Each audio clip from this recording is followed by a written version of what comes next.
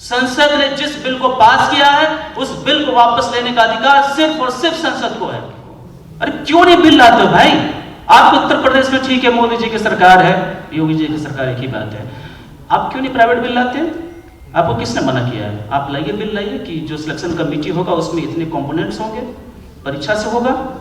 लोग बात कर रहे हैं कि इतने ठाकुर अपॉइंट हो गए, उतने वो अपॉइंट हो गए, उतने वो अपॉइंट हो गए। भैया काहे भूल जाते हो?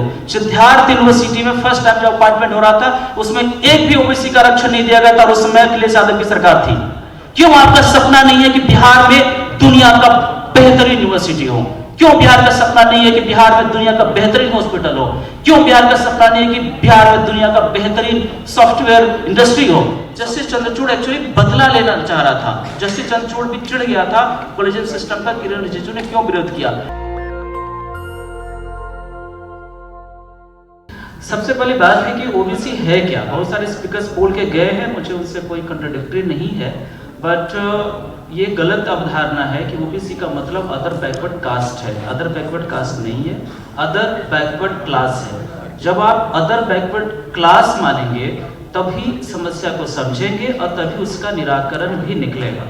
मैं जस्ट बोलना भूल गया था, पंकज जी ने मेरा इंट्रोडक्शन करवाया। मैं चौधरी चरण सिंह यूनिवर्सिटी में पढ़ाता था, लेकिन बाद में मुझे टर्मिनेट कर दिया गया। फिलहाल केस चल रहा है और चूंकि ओबीसी का मीटिंग है, बगल में ओबीसी एमपीज की मीटिंग भी चल रही है, इसलिए बोलना जरूरी है, क्योंकि मीठी मीठी बात बोल करके कोई समस्या का समाधान नहीं होगा। मुझे गलत तरीके से टर्मिनेट कर दिया गया और मैं ओबीसी एमपी मंत्री संतरी सबसे मिला, किसी ने एक लेटर नहीं लिखा, ये सच बात है। और जिन लोगों ने लेटर लिखा वो, मैं तो बिहार से आता हूँ, झारखंड में हूँ, उत्तर प्रदेश के लोगों ने जरूर मेरा हेल्प किया, जहाँ इससे मैं हूँ भी नहीं। तो समस्या यहाँ है। हो क्या रहा है कि बड़े बड़े प्रोग्राम हो रहे हैं, कल्चरल क्लब में इंटेलेक्चुअल मीट हो रहा है, सब कुछ हो रहा है, लेकिन रिजल्ट क्या हो रहा है? रिजल्ट कुछ इसलिए नहीं हो रहा है कि कोई कुछ कर नहीं रहा है। मीटिंग्स तो चल रही है, यहाँ भी चल रहा है, बगल में भी चल रहा है। मैं जानना चाहूंगा कि कोई भी ओबीसी एमपी मंत्री ने मेरे लिए क्यों नहीं किया। मैं अपने लिए बात नहीं कर रहा हूँ, बल्कि एक समाज के हिस्से के रूप में मैं आगे आ रहा हूँ बात को। यहाँ बहुत सारी बातें बोली गई, ये बातें सच भी है कि प्रॉब्लम है। मैं जानना चाहता हूँ कि आपको प्रॉब्लम को समाधान करने से रोका किसने है? हर किसी मेंबर ऑफ पार्लियामेंट को इंडिविजुअली, फॉरगेट अबाउट पार्टी, हर किसी मेंबर को इंडिविजुअल बिल लाने का राइट है। आप जो लोग कह रहे हैं सामाजिक न्याय, सामाजिक न्याय, अरे जात के नाम पे सामाजिक न्याय कर रहे हो, कुछ नहीं कर रहे हो। ठेकेदार बन गए लोग कि हमारी जाति के इतना वोट है, उस जाति के इतना वोट है, और हम ठेकेदारी लिए हुए सामाजिक न्याय का। जो भी सामाजिक न्याय का ठेकेदारी लिए हुए हैं, चाहे बगल में मीटिंग चल रही हो, चाहे यहाँ मौजूद हो, आप मुझे बताइए किसी ने एक इंडिविजुअल बिल लाया हो?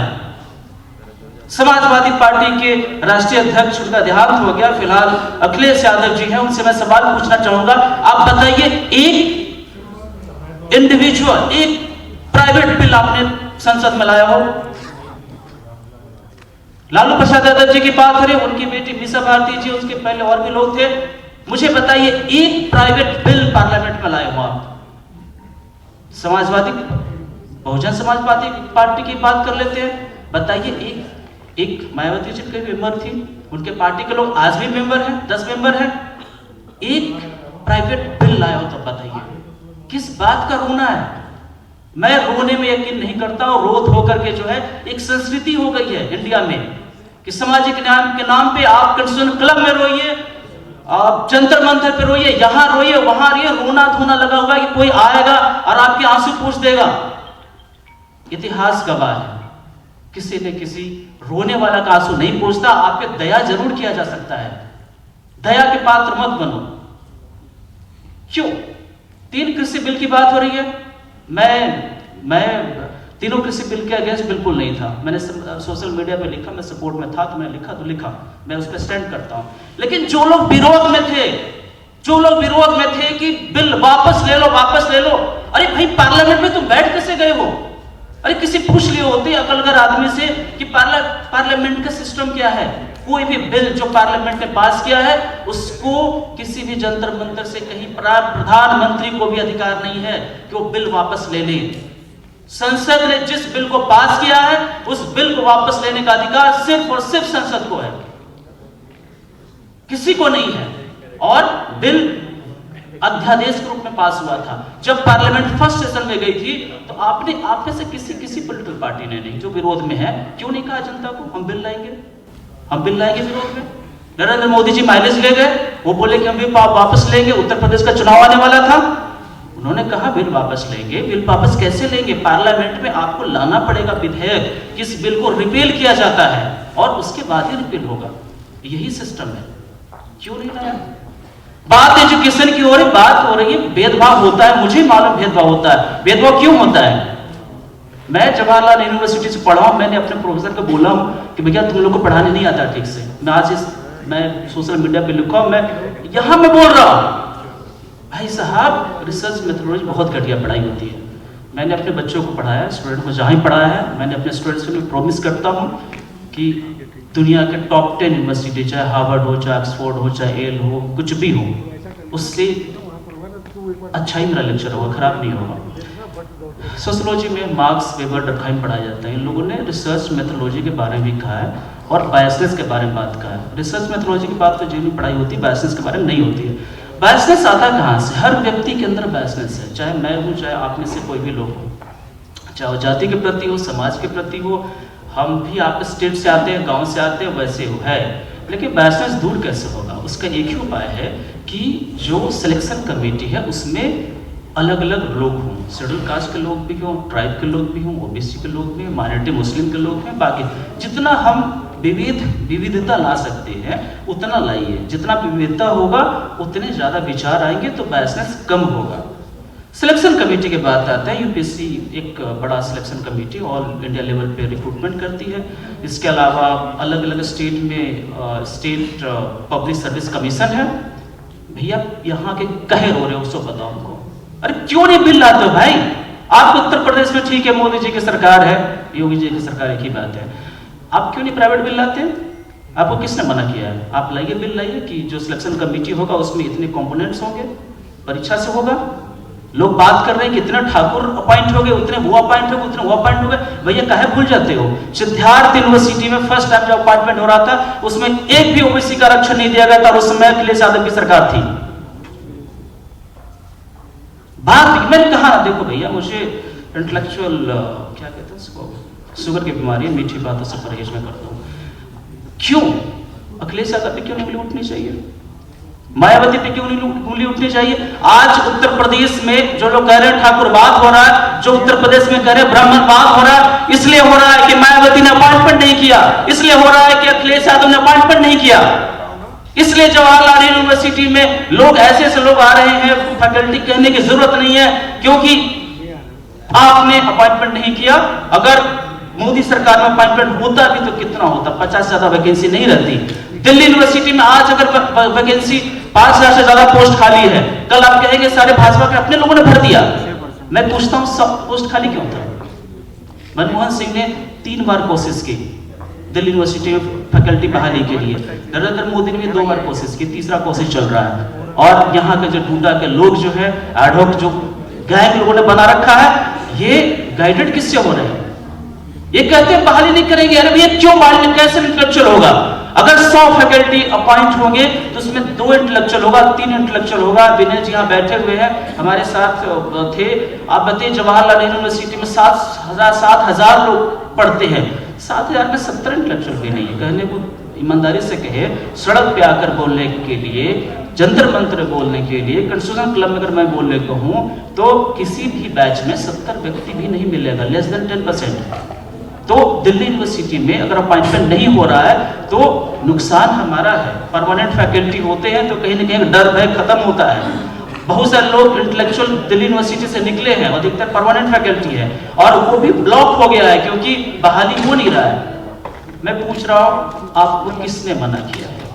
एक पॉलिटिकल पार्टी का नाम बताइए, विपक्ष के नाम बताइए जिसने कहा हो कि बहाली होनी चाहिए। अधिकतर लोग यहाँ बिहार से मौजूद हैं, बिहार के लोग हैं। और मैं जब जवाहरलाल यूनिवर्सिटी में सीट बढ़ाने की बात हो रही थी तो मुझे लगता है कि मैं अकेला व्यक्ति था जो इसका विरोध किया था। अरे ठेका ले लिया जेएनयू में पढ़ाने से कब का? बिहार में क्यों 6 साल में होता है ग्रेजुएशन, क्यों 5 साल में ग्रेजुएशन होता है? एक मंत्री थे, उछल कूद के कहते थे शिक्षा सुधार करना। भैया कहाँ गए शिक्षा सुधार? आज तो आपकी सरकार है, मीठी मीठी बात कर करके राजनीति नहीं हो रही इस देश में, बेवकूफ बनाया जा रहा है। ये मेरा गैंग है, ये तुम्हारा गैंग है, हमारे गैंग पे आ जाओ। एक अलग अलग दारू भट्टी चला रखा है लोगों ने, जहां पे नशे पे नशा में डूबे रहो। क्यों बिहार में 5 साल में ग्रेजुएशन होता है? विपक्ष की पार्टी हो, आरजेडी कल विपक्ष में था, आज सत्ता में है। जो लोग कल विपक्ष में थे आज सत्ता में है। किसी को कोई फिक्र है? बिहार के लोग आकर दिल्ली में पॉलिटिक्स करेंगे कि हमको दिल्ली डीयू को सुधारना है। भैया अपना घर सुधारो। क्यों डीयू में एडमिशन लेना भाई? क्यों जेयू में एडमिशन लेना है? क्यों आपका सपना नहीं है कि बिहार में दुनिया का बेहतरीन यूनिवर्सिटी हो? क्यों बिहार का सपना नहीं है कि बिहार में दुनिया का बेहतरीन हॉस्पिटल हो? क्यों बिहार का सपना नहीं है कि बिहार में दुनिया का बेहतरीन सॉफ्टवेयर इंडस्ट्री हो? सॉफ्टवेयर इंडस्ट्री के लिए मिनरल्स की जरूरत नहीं है, वेल्डिंग चाहिए होता है, कंप्यूटर चाहिए होता है, इंटरनेट चाहिए होता है, सबके पास है। जरूरत यहां है। मैंने फोर्ड गाड़ी आपने देखा होगा, बहुत नेताजी लोग चलते हैं, बहुत महंगी कार है। उसके जो सीईओ है ना, उससे कहा, सिर्फ एक चीज कहा, एक्चुअली उसके पुराने जो सीईओ थे उन्होंने कहा कि बड़ी बड़ी चीजें हमको करना है, इनोवेशन करना है।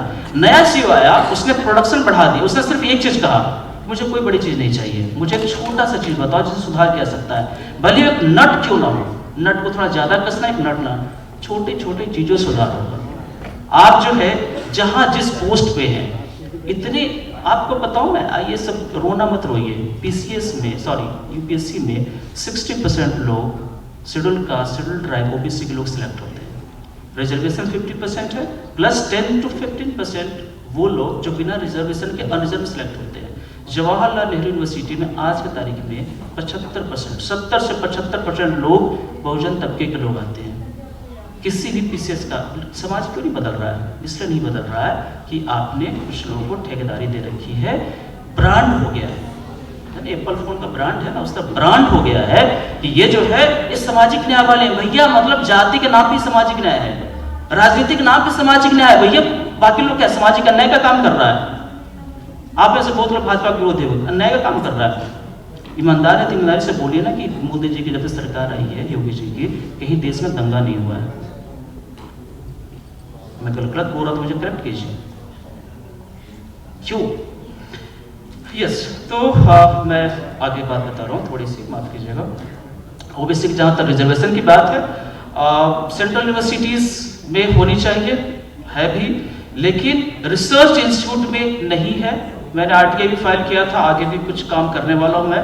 रिसर्च इंस्टीट्यूट जैसे कि Indian council of social science research हो गया, हिस्टोरिकल रिसर्च हो गया, इंडियन साइंस रिसर्च, बहुत सारे जितने भी रिसर्च इंस्टीट्यूट है वहाँ पे ओबीसी का रिजर्वेशन नहीं है। फिर आपको लॉ, नेशनल लॉ यूनिवर्सिटीज है, वहाँ पे कोई रिजर्वेशन नहीं है। इसके अलावा और भी बहुत सारी चीज़ें हैं जहाँ की रिजर्वेशन नहीं है। दूसरी बात, भारत सरकार ने एक पॉलिसी लाई है, एक्सलेंट इंस्टीट्यूट है, चैटली मुझे नाम याद नहीं आ रहा, बट नाम कुछ इस तरीके से है, institute of excellence. Institute of excellence जिनको दिया जाएगा वहाँ रिजर्वेशन ऑटोमेटिक खत्म हो जाएगा। जवाहरलाल नेहरू यूनिवर्सिटी के वेबसाइट पर जाएंगे तो यूजीसी ने प्रपोज किया है, हमारे जो एक्स वाइस चांसलर थे, जो कि अभी यूजीसी के चेयरमैन भी है, उन्होंने इस प्रपोजल को एक्सेप्ट किया था कि जेएनयू को इंस्टीट्यूट ऑफ एक्सलेंस का दर्जा दिया जाए। अभी तक अगर लागू होगा तो रिजर्वेशन नहीं होगा उसके बाद। इसके अलावा आपके बहुत सारी चीज़ें जहाँ रिजर्वेशन नहीं है, जहाँ का रिजर्वेशन होना चाहिए। इसके अलावा मिनिस्ट्रीज में है, मैं कह रहा हूँ कि मिनिस्ट्रीज में एक, मैं नाम बोल रहा हूँ, एक साउथ के एमपी थे, लास्ट ईयर उन्होंने एक प्राइवेट बिल लाया था कि ओबीसी को भी लोकसभा में रिजर्वेशन मिलना चाहिए। मैं उदाहरण क्यों दे रहा हूँ, हालांकि बिल गिर गया क्योंकि ओबीसी लोगों ने ही साथ नहीं दिया। मैं आपको बताते रहूँ, जाइए ओबीसी जो लोकसभा है ना, लोकसभा के जितने प्रोसीजर होते हैं टेक्स्ट फॉर्मेट में साइट पे उपलब्ध है। उस डिबेट को मैं देख रहा था, और अब उस डिबेट को आप भी देखिए, कितने लोग उपलब्ध थे। जो लोग सामाजिक न्याय का ठेकेदार लोग बैठे हुए ना, सिंगल एमपी ने सपोर्ट नहीं किया। मैं वैसे ही नाम बता रहा हूँ जो फेमस पॉलिटिकल पार्टी हैं, RJD, JDU, BSP, Sapa, single party ने सपोर्ट नहीं किया उसका। मैं उदाहरण इसलिए दे रहा हूँ कि प्राइवेट बिल लाए जा सकते हैं। प्राइवेट बिल मिनिस्ट्रीज में क्यों नहीं होनी चाहिए? मिनिस्ट्री में सारे लोग रिप्रेजेंट करें, चाहे वो माइनॉरिटी हो चाहे मेजोरिटी हो। मैं अपनी बात जल्दी ही ख़त्म करना चाहूँगा।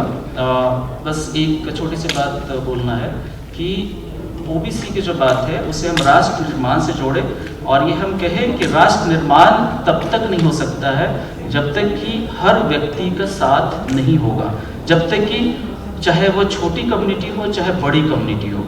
साथ ही साथ जो जिस पद पे है उस पद पे उसकी जो अधिकार है, उसके जो कर्तव्य है, वो उसका निर्वाह करे। और मुझे लगता है उससे ज़्यादा बेनिफिट होगा कि रदर कि हम एक बड़े एक वो रख रखे क्या कहते हैं उद्देश्य रख रखे। जवाहरलाल नेहरू यूनिवर्सिटी की बात करें तो मैं बता दूं कि शेड्यूल ट्राइब का जब मैं था तो 5-6 साल कंटिन्यू एक भी शेड्यूल ट्राइब के स्टूडेंट का पीएचडी में सिलेक्शन नहीं हुआ। उस समय सोना झेरिया मिंज काफ़ी एक्टिव थी, राइट नाउ से जो वाइस चांसलर, उन्होंने इस मुद्दे को उठाया था। हम लोग भी थे, विनय भाई भी थे, पंकज जी भी थे। तो आखिर क्यों नहीं हो रहा है? ऐसा तो है नहीं कि टैलेंट नहीं है। इसलिए जो जहाँ भी है और साथ ही साथ जो भी मंत्री हैं, देखिए कई बार होता है ना कि लोग बोल देते हैं क्या है, उनको पता नहीं था करना क्या है। बहुत सारे मंत्री हैं, आप चुनाव जीतना एक अलग कला है और इंटेलेक्चुअल होना एक दूसरी कला है। आप देख रहे हैं कि वाजपेयी की सरकार में डी इन्वेस्टमेंट करना था तो उन्होंने अपने टैलेंटेड लोगों को बुलाया।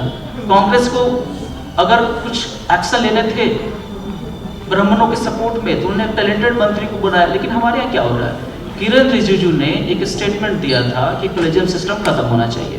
उसके बाद उन्होंने गलती क्या की? गलती की पार्लियामेंट में एक स्टेटमेंट दे दिया कि छोटे मोटे केस को सुप्रीम कोर्ट को नहीं सुनना चाहिए। भाई किस बात का मंत्री हो तुम? लॉ मिनिस्टर इस देश का बोल रहा है कि छोटे मोटे केस की सुनवाई सुप्रीम कोर्ट का नहीं होनी चाहिए। मतलब लॉ मिनिस्टर बोल रहा है कि छोटे मोटे जो लोग क्राइम करते हैं या फंस गए हैं सुप्रीम कोर्ट उसके लिए नहीं है। और जस्टिस चंद्रचूड़ एक्चुअली बदला लेना चाह रहा था। जस्टिस चंद्रचूड़ भी चिढ़ गया था कॉलेजियम सिस्टम का, किरण रिजिजू ने क्यों विरोध किया। और जस्टिस चंद्रचूड़ ने अगले दिन ही बोला कि एक व्यक्ति का उदाहरण दिया जिसने बिजली का बिल नहीं दिया था और उस पर 18 केस शायद थे, 9 केस का 2 साल की सजा, 18 साल होगा। मर्डर से भी ज्यादा केस उसका, अटेम्प्ट टू मर्डर से ज्यादा केस सजा दे रहा था। जस्टिस चंद्रचूड़ ने कहा क्यों उसको सजा दिया जा रहा है। इसलिए जो मंत्री हो चाहे कुछ भी हो, आपको उसे समझ के बोलना चाहिए। मोदी सरकार ने पास किया था एक बिल जिसमें कि बात कही गई थी कि कॉलेजियम सिस्टम खत्म होना चाहिए। लेकिन अफसोस की बात है कि जिस मुद्दे को विपक्षी पार्टियां उठाती रही है उसी मुद्दे पे विपक्षी पार्टियों ने साथ नहीं दिया। और मैं फिर से कह रहा हूं कि पार्लियामेंट सर्वोच्च है, पार्लियामेंट सुप्रीम कोर्ट से भी सर्वोच्च है। कंस्टिट्यूशन संविधान समिति जिसने संविधान को बनाया जब खत्म हो गया तो आज के तारीख में सारे पावर संविधान के पास है। मैं पूछना चाहूंगा कि कोई भी विपक्षी पार्टी, कोई भी सामाजिक न्याय का झंडा बरदार पार्टियां प्राइवेट बिल आपको लाने से किसने मना किया है? फिर से लाइए बिल, फिर से लाइए बिल ताकि वो कॉलेजियम सिस्टम बाकी सब खत्म हो सके।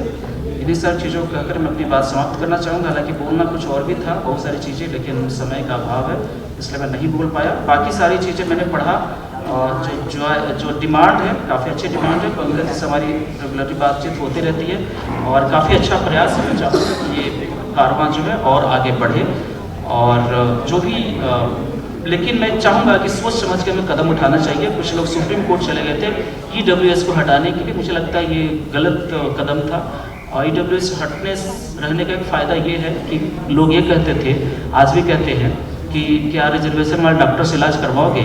आज आपके पास ऑप्शन होगा कि भाई तुमको भी रिजर्वेशन मिलता है। ईडब्ल्यूएस वाले जो डॉक्टर है ईडब्ल्यूएस का आरक्षण वाले से इलाज कराओगे? आज आप पूछ सकते हैं। जैसे ही कोई बोले कि मेरा नाम फलाना मिश्रा है तो आप वैसे ही मजाक के लेवल में पूछ सकते हैं भैया रिजर्वेशन से आया हो क्या? कि जैसे लोग हमें पूछते थे ना रिजर्वेशन से आया हो क्या?